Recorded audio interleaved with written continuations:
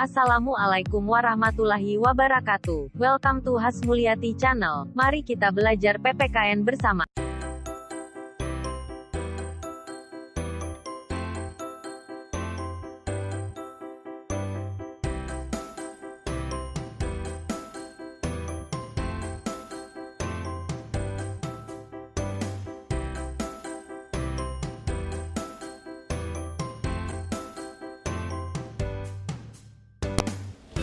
Ya, kita harus tahu semuanya ya bahwa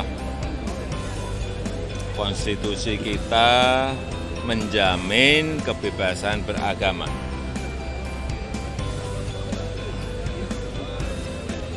Oleh sebab itu,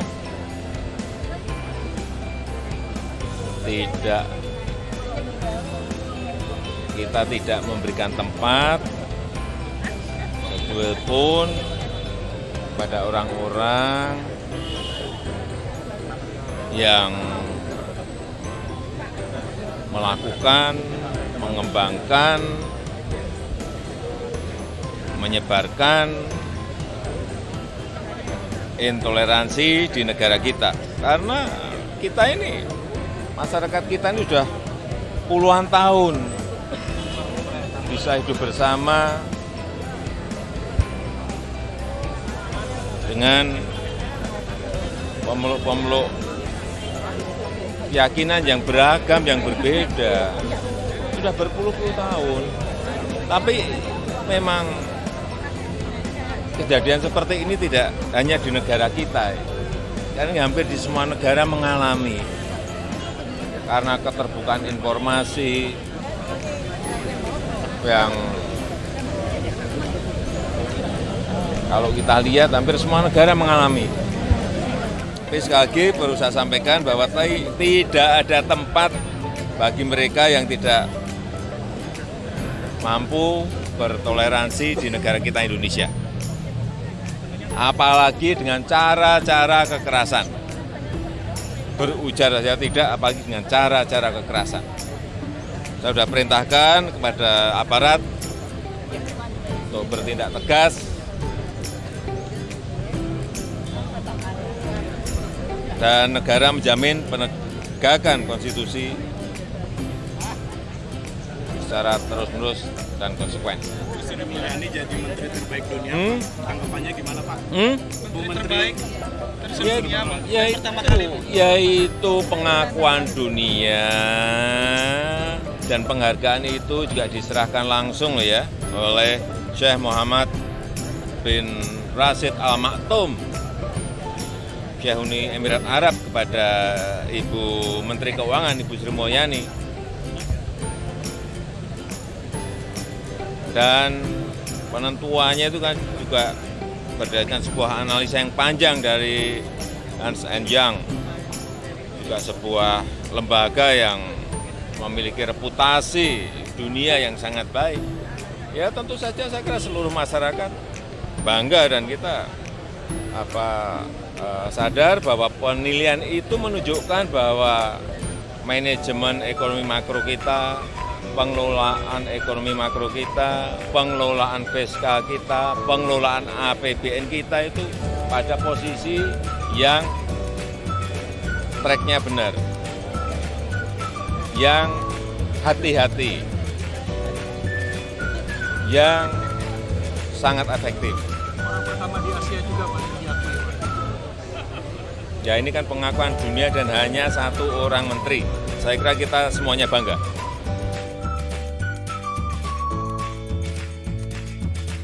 Saya akan membahas mengenai faktor pendorong dan penghambat persatuan bangsa. Sebelumnya kita telah tahu ya, persatuan dan kesatuan dalam Negara Kesatuan Republik Indonesia itu adalah hal yang mutlak dipertahankan dan terus diperkuat dalam seluruh aspek kehidupan. Nah, kita harus menghindarkan diri dari perbuatan-perbuatan yang dapat menimbulkan perpecahan bangsa, misalnya merendahkan suku bangsa lain, menganggap sukunya lah yang paling baik, dan sebagainya. Kita harus memupuk persaudaraan dengan sesama warga negara Indonesia agar persatuan dan kesatuan bangsa senantiasa terjaga. Jadi dalam pembahasan kali ini nanti saya akan menguraikan mengenai faktor apa sih yang mendorong dan menghambat kesatuan bangsa Indonesia. kita bisa lihat ini adalah gambar keanekaragaman Indonesia, baik budayanya, keseniannya, rumah adatnya di Indonesia. Nah, melihat gambar ini, gambar bangsa Indonesia ini, kita patut mensyukuri keberagaman Indonesia sebagai anugerah Tuhan Yang Maha Esa, Allah Subhanahu wa Ta'ala. Nah, rasa syukur terhadap keberagaman dapat diwujudkan dengan mencintai Indonesia. Rasa cinta terhadap negara Indonesia itu dapat diwujudkan dengan menjaga persatuan dan kesatuan bangsa Indonesia. Oleh karena itu, penting, perlu bagi kita untuk memahami faktor pendorong dan menghambat persatuan dan kesatuan bangsa Indonesia sebagai pedoman menjaga keutuhan Negara Kesatuan Republik Indonesia atau NKRI. Nah, apa aja sih faktor-faktor pendorong itu? Perhatikan dengan seksama uraian saya berikut ini. Persatuan dan kesatuan suatu negara itu merupakan faktor utama yang menentukan keberhasilan pembangunan yang dijalankannya. Begitu juga dengan Negara Kesatuan Republik Indonesia yang tengah melaksanakan pembangunan di segala bidang. Indonesia itu sangat memerlukan adanya persatuan dan kesatuan di antara rakyat Indonesia. Suatu program pembangunan tidak akan terlaksana dengan baik dan mencapai suatu keberhasilan jika kondisi negara itu terpecah belah atau tidak adanya persatuan dan kesatuan di antara warga negaranya. Dengan demikian, persatuan dan kesatuan Negara Kesatuan Republik Indonesia itu mempunyai peranan penting dalam menentukan keberhasilan pembangunan yang sedang dilaksanakan oleh negara. Jadi sudah bisa memahami kan betapa pentingnya persatuan dan kesatuan di tengah keberagaman yang ada di Indonesia ini. Nah, apa aja sih faktornya? Yang pertama, faktor pendorong persatuan dan kesatuan bangsa Indonesia. Faktor pendorong ini ada 3 yang dapat memperkuat persatuan kesatuan dalam negara Indonesia, yaitu pertama, Sumpah Pemuda, Pancasila, dan semboyan Bhinneka Tunggal Ika. Ketiga faktor tersebut merupakan pemersatu seluruh bangsa Indonesia.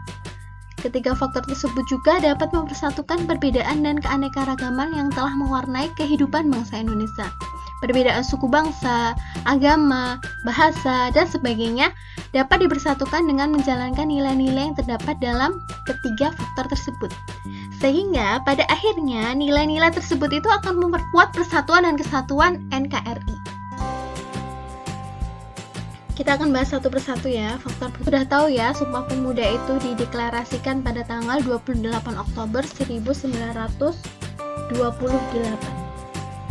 Sumpah Pemuda ini menunjukkan kebulatan tekad seluruh pemuda yang ada di Indonesia yang merupakan unsur utama perjuangan bangsa dalam melawan penjajah untuk mempersatukan seluruh rakyat Indonesia dalam perjuangan meraih kemerdekaan. Karena kita tahu berbagai pemuda dari daerah-daerah yang di Indonesia berkumpul menjadi satu untuk menyatukan visi misi mereka, kebulatan mereka menjadi sebuah bangsa bagi bangsa Indonesia, bagi negara Indonesia.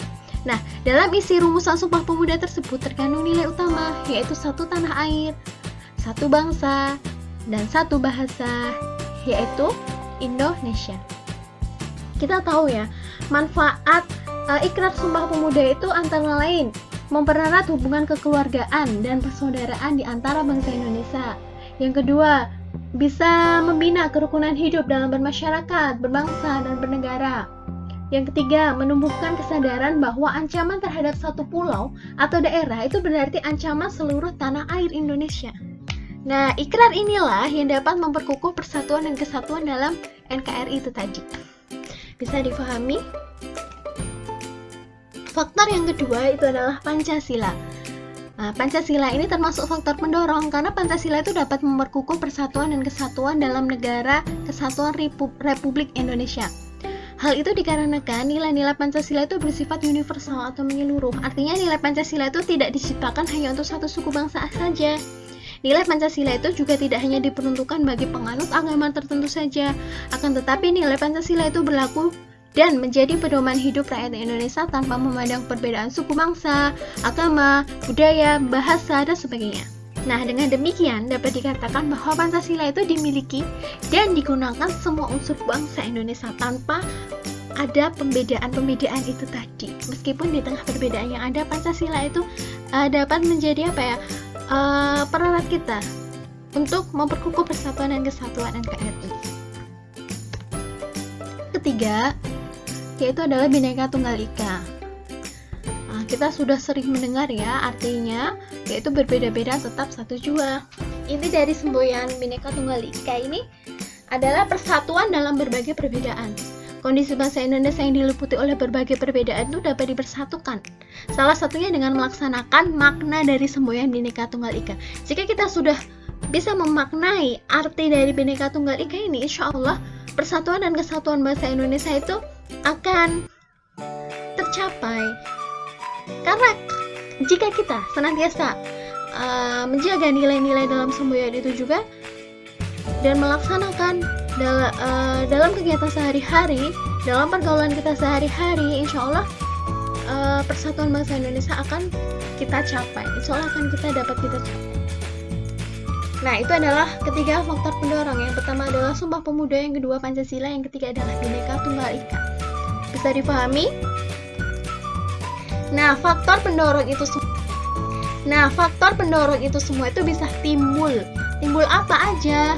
Nah, rasa nasionalisme, rasa toleransi yang tinggi, kesadaran dalam hidup bermasyarakat, sehingga timbul keinginan dari dalam hati untuk membantu sesama. Contohnya mengikuti kegiatan sosial, gotong royong, dan lain sebagainya. Terus, rela berkorban untuk kepentingan bangsa, adanya rasa senasib seperjuangan, dan penggunaan bahasa Indonesia. Sampai di sini bisa dipahami faktor pendorong persatuan dan kesatuan bangsa Indonesia. Nah, sekarang kita akan membahas mengenai faktor penghambatnya. Seluruh bangsa Indonesia itu kan diharapkan dapat membina persatuan dan kesatuan dalam lingkup NKRI. Hal tersebut itu dilakukan agar bangsa Indonesia itu dapat terhindar dari segala ancaman yang dapat mengganggu tatanan kehidupan NKRI. Masyarakat Indonesia harus memperhatikan faktor penghambat dan kesatuan demi keutuhan NKRI. Nah, apa aja faktor-faktornya? Yang pertama adalah kebinekaan atau keberagaman pada masyarakat Indonesia. Kondisi ini dapat menjadi penghambat persatuan dan kesatuan bangsa apabila tidak diiringi dengan saling menghargai, saling menghormati, serta adanya toleransi yang telah menjadi karakter khas masyarakat Indonesia itu tadi. Keberagaman tersebut dapat mengakibatkan munculnya perbedaan pendapat yang memicu lepas kendali, tumbuhnya perasaan kedaerahan yang berlebihan yang dapat memicu terjadinya konflik antar daerah atau antar suku bangsa. Jadi di tengah keberagaman yang ada, kita harus mengiringi semua ini dengan rasa menghargai, menghormati, toleransi itu tadi. Faktor penghambat yang kedua adalah dari segi geografisnya. Kita sudah tahu ya, wilayah Indonesia ini terdiri dari pulau-pulau dan kepulauan. Seperti pasal berapa kemarin? 25A UUD NRI 1945 yang mengatakan bahwa negara Indonesia adalah negara kepulauan yang berciri Nusantara. Nah, yang mana Indonesia terdiri dari pulau-pulau ini tadi memiliki karakteristik yang berbeda. Kondisi ini dapat semakin memperlemah persatuan dan kesatuan bangsa apabila ketimpangan dan ketidakmerataan pembangunan dan hasil-hasil pembangunan masih belum dapat diatasi. Oke, ini yang dari segi geografisnya ya. Terus faktor penghambat selanjutnya adalah munculnya gejala etnosentrisme, yaitu sikap menonjolkan kelebihan budayanya dan menganggap rendah budaya suku bangsa lain. Nah, hal tersebut itu apabila tidak diatasi tentu saja akan memperlemah persatuan dan kesatuan bangsa. Sampai sini paham? Ya, saya lanjutkan ya. Nah, ini faktor selanjutnya adalah melemahnya nilai budaya bangsa. Kita tahu ya, nilai budaya bangsa itu dapat melemah akibat kuatnya pengaruh budaya asing yang tidak sesuai dengan kepribadian bangsa, baik melalui kontak langsung maupun kontak tidak langsung.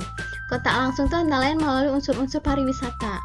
Kontak tidak langsung antara lain melalui media cetak, majalah, tabloid, atau media elektronik, televisi, radio, film, internet, telepon seluler yang mempunyai fitur atau fasilitas yang lengkap. Jadi kita harus berhati-hati ya, bagaimana kita harus mempertahankan budaya-budaya kita di tengah budaya asing yang banyak sekali masuk ke Indonesia. Jadi pandai-pandainya kita untuk memfilter budaya-budaya yang asing tadi yang tidak sesuai dengan kepribadian dari bangsa Indonesia.